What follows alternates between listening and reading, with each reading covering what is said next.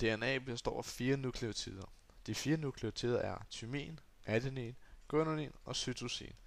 De forskellige nukleotider har hver deres par. Adenin er par med thymin, og guanin er par med cytosin. Det kaldes baseparingsreglen. En række nukleotider og deres par danner et gen.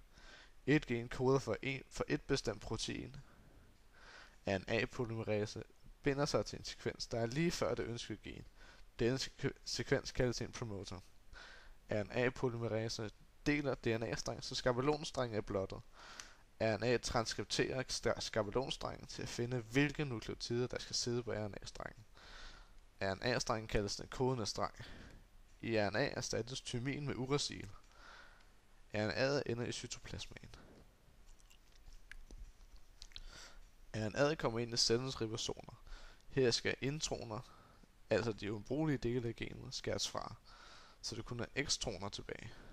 Når intronerne er klippet fra, er rmRNA tilbage. Det er den streng, der skal bruges til translationen til et færdigt protein. 3 nukleotider på mRNA kaldes en kodon.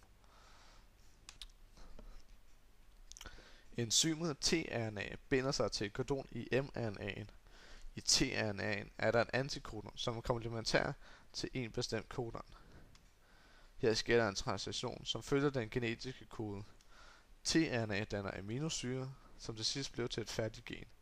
De forskellige aminosyrer holder sammen ved hjælp af peptidbindinger.